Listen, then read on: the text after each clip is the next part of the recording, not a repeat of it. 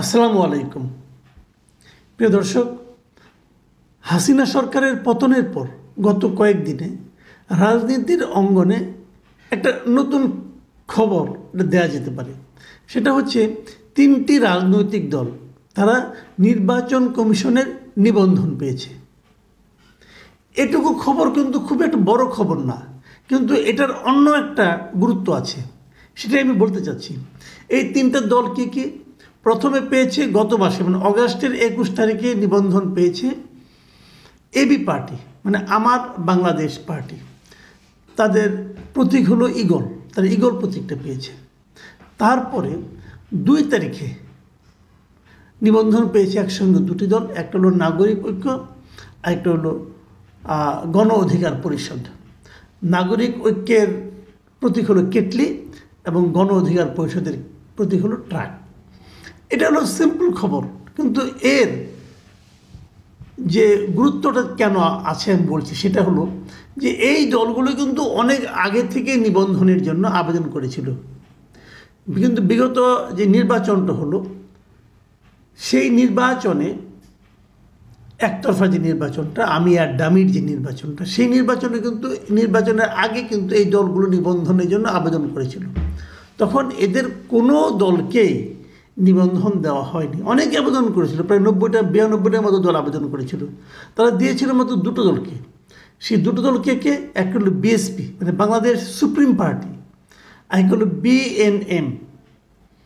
এই দুটো পার্টিকে তারা নিবন্ধন দিয়েছিল। এই দুটোকে কেউ চিনত না, কিন্তু রীতিমতো ভুইফোর দুটো রাজনৈতিক দল। সরকারের অনেকটা বলা যায় যে তৎকালীন যে সরকার ছিল আওয়ামী লীগ সরকার, আওয়ামী লীগ সরকারের B team, C team, D team বলতে যা বোঝায় সেরকম দুটো দল।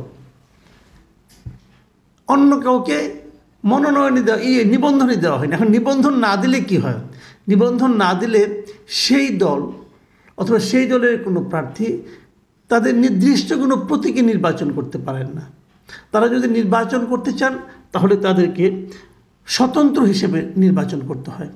এবং স্বতন্ত্র হিসেবে নির্বাচন করার বিপদটা হলো এটাই যে সেই যেখানে সে নির্বাচন করবেন যে প্রার্থী, সেই এলাকার যত ভোটার আছে তার 1% ভোটারের সিগনেচার লাগবে যে তারা এই প্রার্থীকে নির্বাচনে অংশ নেওয়ার জন্য তারা সমর্থন করছে।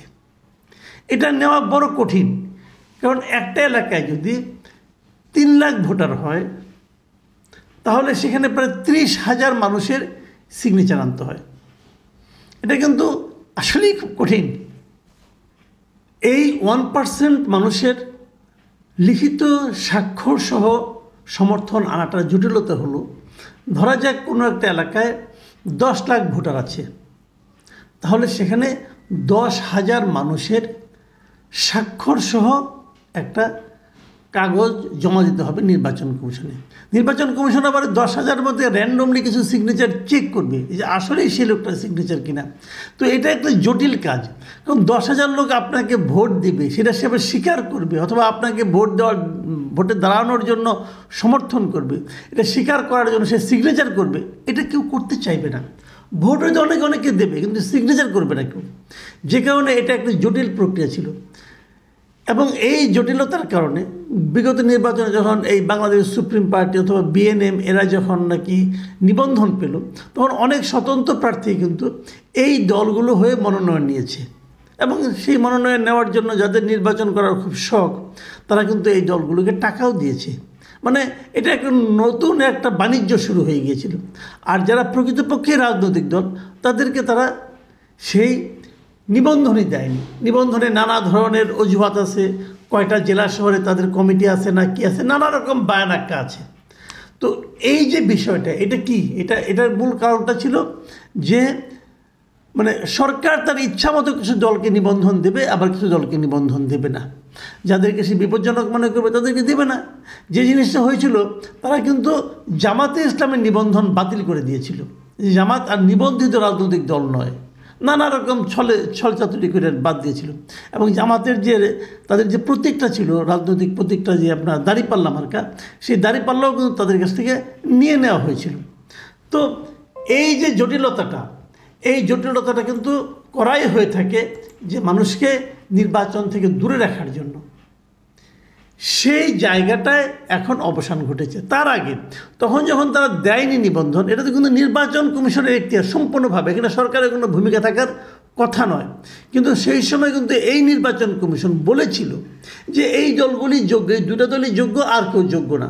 তার মানে এই যে এবি পার্টি অথবা গণ অধিকার পরিষদ অথবা নাগরিক ঐক্য, এরা নিবন্ধন পাওয়ার যোগ্য নয় বলে ওই সময় এই নির্বাচন কমিশন ঘোষণা করেছিল।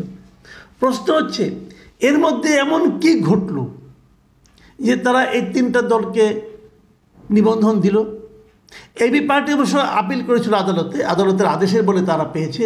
কিন্তু এই যে বাকি দুটো দলের কথা বললাম, নাগরিক ঐক্য এবং গণ অধিকার পরিষদ, তারা এর মধ্যে কী এমন অর্জন করলো যে তাদেরকে এখন নিবন্ধন দেওয়া গেল? কিছুই কিন্তু না। বিষয়টা একটাই, পার্থক্য একটাই। পার্থক্য হলো তখন যে সরকার ছিল আর এখন যে সরকারটা আছে, এই দুটো পার্থক্য। ওই সরকার থাকলে এরা এখনও নিবন্ধন পেত না। এটা হলো একদম বটম লাইন। এখন প্রশ্ন হচ্ছে নির্বাচন কমিশন একটা স্বাধীন সত্তা, এটা একটা সাংবিধানিক একটা প্রতিষ্ঠান যেখানে সরকারের কোনো প্রকার নিয়ন্ত্রণ থাকার কথা নয়।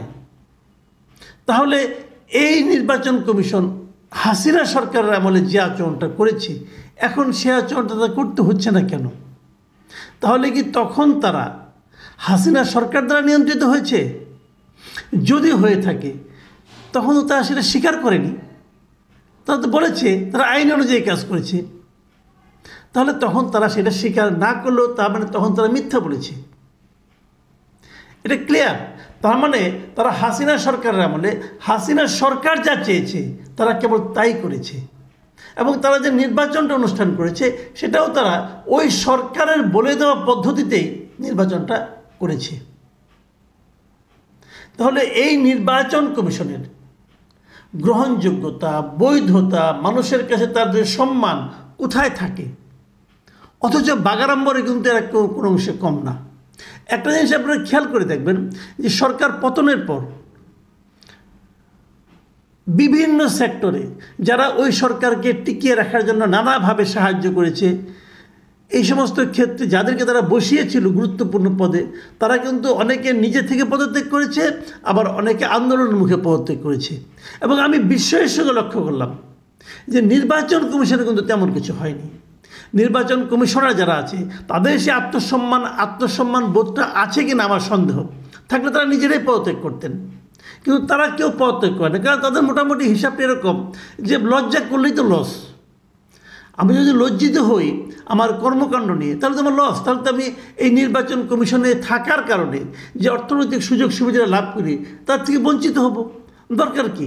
যদি অতিরিক্ত 10 দিনও থাকা যায়, 5 দিনও থাকা যায়, তাহলে তো 4-5 দিন 10 দিনের কিছু ইনকাম তো হয়। তারা মনে হয় এই লোভেই লজ্জা শরমে মাথা খেয়ে রয়ে যাচ্ছে। সরকারের সবচেয়ে ঘনিষ্ঠ, মানে সরকারকে, একটা স্বৈরাচারী সরকারকে টিকিয়ে রাখার ক্ষেত্রে সবচেয়ে ঘনিষ্ঠভাবে যে কয়টা প্রতিষ্ঠান কাজ করেছে তার মধ্যে একটা হলো এই নির্বাচন কমিশন। প্রথম একটা, মানে 5টা প্রতিষ্ঠানের মধ্যে একটা। অথচ যারা নির্লজ্জ বেহায়ার মতো এখনও কিন্তু রয়ে গেছে। এবং আমার কাছে যেটা বিস্ময়কর ঠেকেছে, এই যে বৈষম্য বিরোধী ছাত্র আন্দোলন যারা নাকি এই ধরনের প্রতিষ্ঠানগুলির বিরুদ্ধে আন্দোলন করেছে, তারা কিন্তু নির্বাচন কমিশনকে কিছু বলেনি এ পর্যন্ত। নাকি এটা ঢাকা শহর থেকে, ঢাকা ইউনিভার্সিটি থেকে আগারগাঁওর দূরত্ব একটু বেশি হওয়ার কারণে কিনা, নাকি তারা অন্য কোনো কারণে যে এখানে গেলে তো বেশি একটা টাকা পয়সা পাওয়া যাবে না, অন্য ধান্দায় থাকি, এরকম কিনা আমি জানি না কেন। কিন্তু আমি কিন্তু ধারণা করেছিলাম, প্রত্যাশাও করেছিলাম যে এখানে কোনো একটা পরিবর্তন তারা হয়তো আনার জন্য বলবে, কিন্তু তারা বলেও নাই, কিছু করেও নাই। বহাল তবিতে হাবিবুল আওয়ালের যে নির্বাচন কমিশন, তারা সবাই বিরাজ করছে। তো এই বিষয়টা আমার কাছে মানে একটু বিস্ময়করী মনে হয়েছে। একটা জিনিস আমি বলি, সেটা হলো এই যে অন্তর্বর্তীকালীন সরকার, এরা কিন্তু অনেকগুলো দায়িত্ব নিয়েছে। তার মধ্যে একটা প্রধান দায়িত্ব হলো সংস্কার করা। তারা যে ক্ষেত্রে সংস্কার করবে বলে বলেছে, তার মধ্যে নিশ্চয়ই একটা হবে এই নির্বাচন ব্যবস্থার সংস্কার করা। আমি এই সুযোগে নির্বাচন ব্যবস্থার কিছু সংস্কার নিয়ে আমি কথা বলতে চাই। সংক্ষেপে বলি, আমি 2 লাইনে বলে শেষ করব। 1 লাইন হলো গিয়ে এই যে একটা পদ্ধতি, নিবন্ধন পদ্ধতি, নির্বাচন কমিশন নিবন্ধন দিবে কোন কোন দলের প্রতীক থাকবে, কোনটার থাকবে না। এই ব্যবস্থাটা সম্পূর্ণই তুলে নেওয়া উচিত আমি মনে করি। যার ইচ্ছা রাজনীতি করবে, রাজনৈতিক দল করবে, এটা তার ব্যাপার। এটা নির্বাচন কমিশনের হাত ধরে কিছু থাকতে পারে না। বরং নির্বাচন কমিশন অন্য জিনিস দেখতে পারে, যে যে দলটা গড়ে উঠেছে সেই দলটা প্রপার বাজেট ঠিকমতো হচ্ছে কিনা, সেই দলটা নীতিমালা মেনে চলছে কিনা, এটা দেখতে পারে। আরেকটা জিনিস আমি মনে করি যেটা করা উচিত, সেটা হলো এই যে যেহেতু নিবন্ধন থাকবে না, স্বতন্ত্র প্রার্থীর জন্য যে 1% ভোটারের স্বাক্ষর সংগ্রহ করা, এটাও থাকার কোনো প্রয়োজন আছে বলে আমি মনে করি না। নির্বাচনী সংস্কার করলে এই জিনিসটাও দেখতে হবে। তৃতীয় আরেকটা কথা বলে শেষ করি, সেটা হচ্ছে নির্বাচনী ব্যালট পেপার আমি মনে করি প্রত্যেকটা ক্ষেত্রেই একটা না ভোটের ব্যবস্থা থাকা উচিত। এই কারণে থাকা উচিত যে যে কজন প্রার্থী ওখানে থাকবে, ধরা যাক 5 জন প্রার্থী আছে 5টা পলিটিক্যাল পার্টি, 2 জন হয়তো সেখান থেকে হয়তো 1 জন 2 জন হয়তো স্বতন্ত্র থাকতে পারে, কিন্তু তার একজনকেও আমার পছন্দ নাও হতে পারে। সেখানে আমার যদি কাউকে পছন্দ না হয় আমি না ভোট দেব। ভোটারদের এই অধিকারটা কিন্তু আমি মনে করি থাকা উচিত। নির্বাচনী ব্যবস্থা সংস্কারের সময় আমি আশা করব এই সমস্ত ব্যবস্থা বিবেচনা রাখা হবে। প্রিয় দর্শক, এখন এ পর্যন্তই। আল্লাহ হাফিজ।